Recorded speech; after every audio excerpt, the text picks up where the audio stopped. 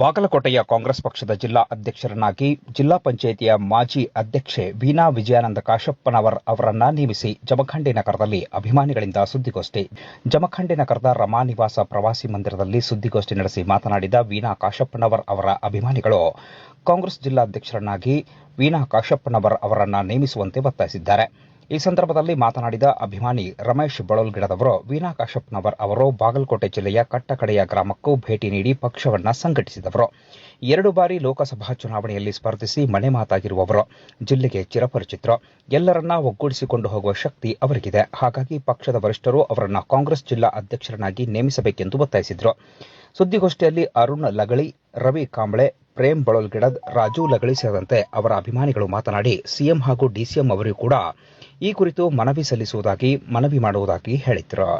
ಮಾಜಿ ಜಿಲ್ಲಾ ಪಂಚಾಯತ್ ಅಧ್ಯಕ್ಷರಾಗಿರ್ತಕ್ಕಂಥ ವೀಣಾ ಕಾಶಪ್ಪನವರ ಅಭಿಮಾನಿ ಬಳಗದ ವತಿಯಿಂದ ಮಾಧ್ಯಮ ಸುದ್ದಿಗೋಷ್ಠಿಯನ್ನು ಮಾಡ್ತಾ ಇದ್ದೀವಿ. ತಮಗೆಲ್ಲ ಗೊತ್ತಿರುವಾಗ ಇದೇ 17ನೇ ತಾರೀಕಿನಂದು ಬಾಗಲಕೋಟೆಯಲ್ಲಿ ಕಾಂಗ್ರೆಸ್ ಪಕ್ಷದ ಒಂದು ಜಿಲ್ಲಾಧ್ಯಕ್ಷ ಸ್ಥಾನದ ಕುರಿತು ರಾಜ್ಯ ಕಮಿಟಿಯನ್ನು ಬಾಗಲಕೋಟೆ ನಗರಕ್ಕೆ ಬರ್ತಾ ಇದೆ.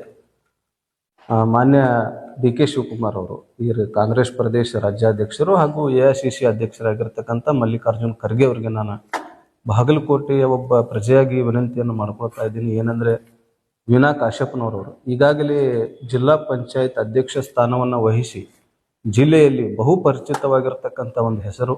ಬಾಗಲಕೋಟೆ ಜಿಲ್ಲೆಯ ಕಟ್ಟ ಕಡೆ ಒಂದು ಹಳ್ಳಿಗೂ ಸಹ ವೀಣಾ ಕಾಶಪ್ಪನವರು ಯಾರಂದ್ರೆ ಗೊತ್ತು ಹಿಡಿಯುವಂಥ ಒಂದು ಸಂಗತಿ ಐತಿ.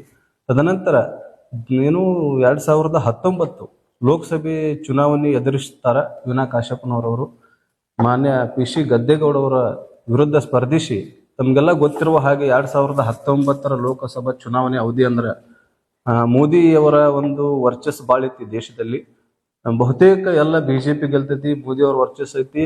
ಅಂತ ಒಂದು ಅವಧಿಯಲ್ಲಿನೂ ಸಹ ವೀಣಾ ಕಾಶಪ್ಪನವರವರು ಮೋದಿ ಅವರಿಗೆ ಮತ್ತು ಪಿ.ಸಿ. ಗದ್ದೇಗೌಡರ ವಿರುದ್ಧ ಸ್ಪರ್ಧಿಸಿ ಬಹುತೇಕ 5 ಲಕ್ಷದ ಚಿಲ್ಲರೆ ಮತಗಳನ್ನ ತೆಗೆದುಕೊಳ್ತಾರ.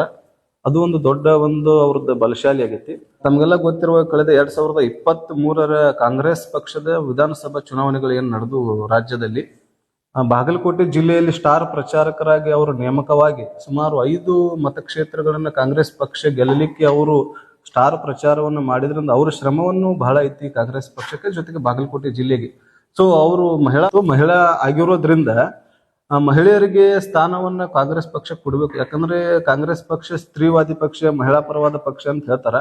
ವೀಣಾ ಕಾಶಪ್ಪನವರವರು ಕೊಟ್ಟಿದ್ದೆ ಆದ್ರೆ ಮಹಿಳೆಯರು ಸಹ ಮುಖ್ಯವಾಹಿನಿಗೆ ಬಾಗಲಕೋಟೆ ಜಿಲ್ಲೆಯಲ್ಲಿ ಕಾಂಗ್ರೆಸ್ ಪಕ್ಷದಲ್ಲಿ ಸದೃಢವಾಗಿ ಕಾಂಗ್ರೆಸ್ ಪಕ್ಷ ಹೊರಹೊಮ್ಮಲಿಕ್ಕೆ ಸಾಧ್ಯವಾಗ್ತೈತಿ ಮಹಿಳೆಯರು ಬರೋದ್ರಿಂದ. ಸೊ ಹಿಂಗಾಗಿ ವೀಣಾ ಕಾಶಪ್ಪನವರವರಿಗೆ ಏನು ಈ ಬಾರಿಯ ಜಿಲ್ಲಾಧ್ಯಕ್ಷ ಸ್ಥಾನ ಕೊಟ್ಟಿದ್ದೆ, ಅದರ ಬರ್ತಕ್ಕಂಥ ಲೋಕಸಭೆ ಚುನಾವಣೆ ಮತ್ತು 2028 ವಿಧಾನಸಭೆ ಚುನಾವಣೆಯಲ್ಲಿಯೂ ಸಹಿತ ಕಾಂಗ್ರೆಸ್ ಪಕ್ಷಕ್ಕೆ ಒಂದು ದೊಡ್ಡ ಗೆಲುವನ್ನು ಸಾಧಿಸಲಿಕ್ಕೆ ಅನುಕೂಲವಾಗುತ್ತೆ. ಕಾಂಗ್ರೆಸ್ ಪಕ್ಷದಲ್ಲಿ ಈಗೇನು ಅಧ್ಯಕ್ಷ ಸ್ಥಾನಕ್ಕೆ ಪೈಪೋಟಿ ನಡೆದೈತಿ, ಆ ಅಧ್ಯಕ್ಷ ಸ್ಥಾನದ ಪೈಪೋಟಿಯಲ್ಲಿ ಅದಕ್ಕೆ ಯೋಗ್ಯವಾದ ವ್ಯಕ್ತಿ ಅಂದ್ರೆ ವೀಣಾ ಕಾಶಪ್ಪನವರು. ಅವರನ್ನ ಜಿಲ್ಲಾಧ್ಯಕ್ಷರನ್ನಾಗಿ ಆಯ್ಕೆ ಮಾಡ್ಬೇಕಂತ ಹೇಳಿ ನಮ್ಮೆಲ್ಲ ಸಾಮಾಜಿಕ ಹೋರಾಟಗಾರರು ಕೂಡಿ ಒಂದು ಒತ್ತಾಯ ಮಾಡತ್ತೀವಿ. ಬಾಗಲಕೋಟೆ ಜಿಲ್ಲೆಯಲ್ಲಿ ವೀಣಾ ಕಾಶಪ್ಪನವರವರು ಎಷ್ಟು ಶ್ರಮ ಪಟ್ಟಿದ್ದಾರೆ. ಅವರ ಬಂಧು ಬಳಗವೆಲ್ಲ ಬಿಟ್ಟು ಕಾಂಗ್ರೆಸ್ ಪಕ್ಷದಲ್ಲಿ ಸಾಕಷ್ಟು ವರ್ಷಗಳು ದುಡಿದಿದ್ದಾರೆ. ಈಗಾಗಲೇ ನಾವು ತುಂಬಾ ನೊಂದಿದ್ದೇವೆ.